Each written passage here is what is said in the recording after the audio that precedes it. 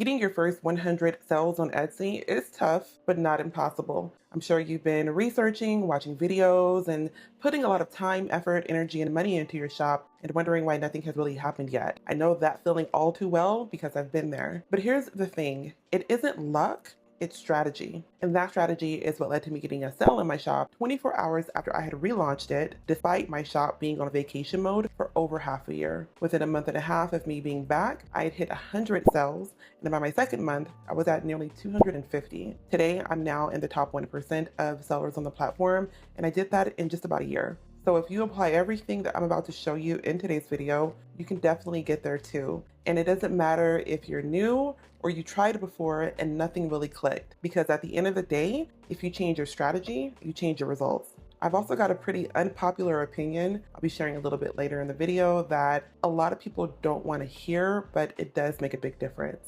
Without any further ado, let's get into it.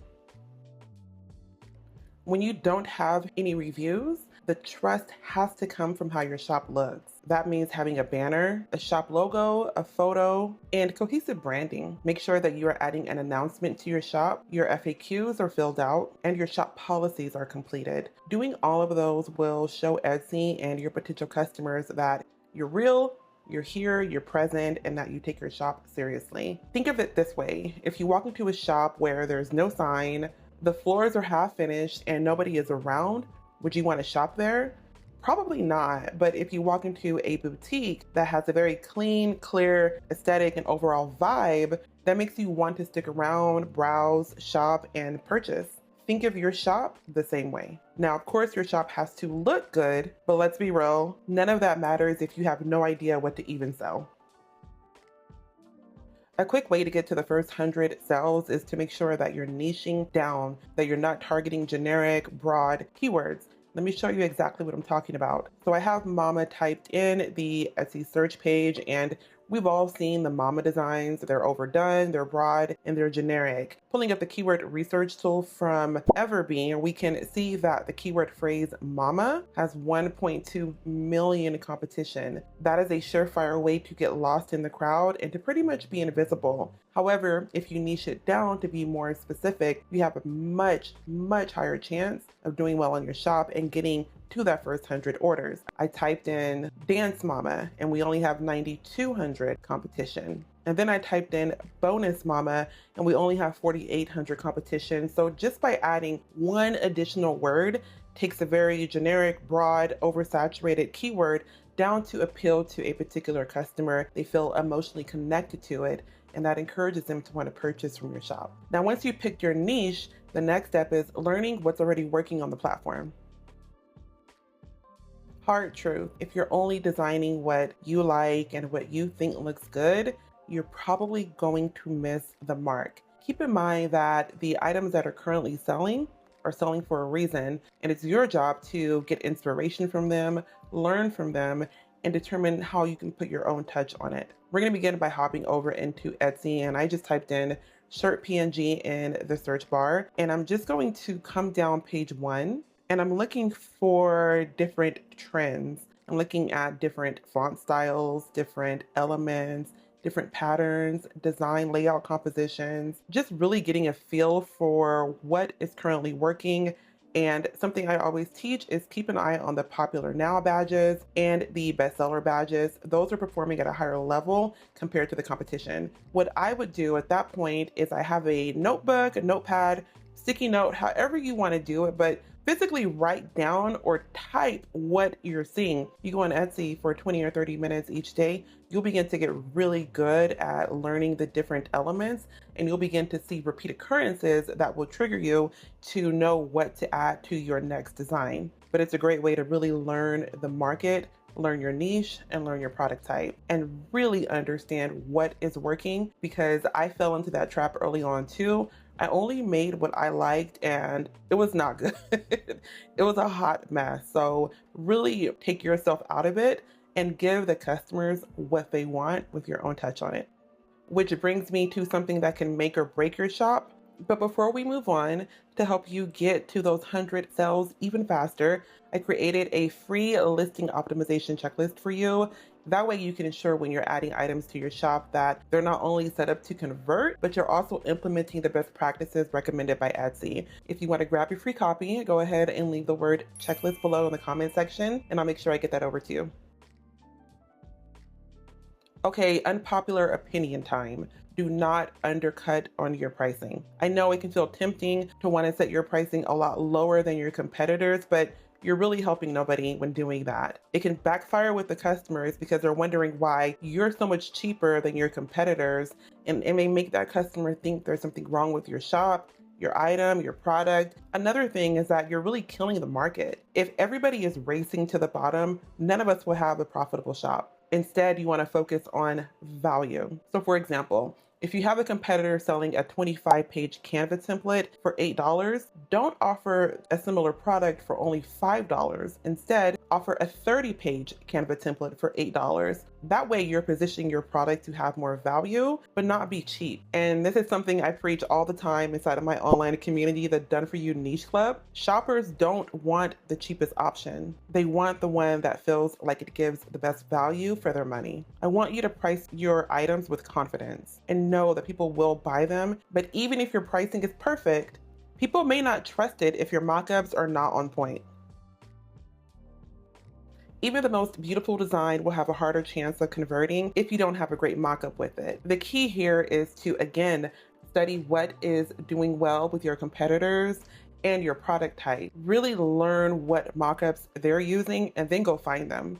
You're not copying their design, but it is 100% acceptable to go find the mock-up images that they're using and add them to your shop. And the reason why is because shoppers on Etsy love familiarity, and as a seller, you want to use mockups that are already proven to convert.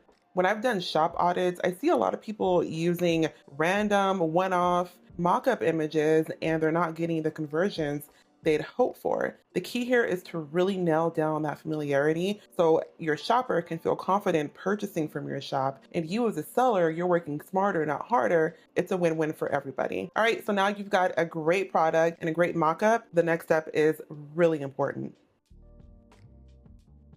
Being consistent and building momentum in your shop is one of the most overlooked parts of Etsy growth. You don't need to follow a strict post every 3 days schedule or post every day because that isn't realistic for everybody. What matters is showing Etsy that you're active in a way that you can sustain. For you, that might be 1 new listing a week. For somebody else, that might be 10 a day. The pace doesn't really matter as much as the rhythm. For example, you don't want to add 10 listings to your shop at the beginning of the month and you do nothing else for the rest of the month. You don't show up in your shop, you're not responding to messages, you're not changing your announcement, you're not doing anything in your shop at all. That signals to Etsy that you're pretty much MIA, so they really have no reason to push your shop. Being consistent definitely will build trust with Etsy and with your customers, and those are the things that will help you get toward that first 100 sales. And the last piece of the puzzle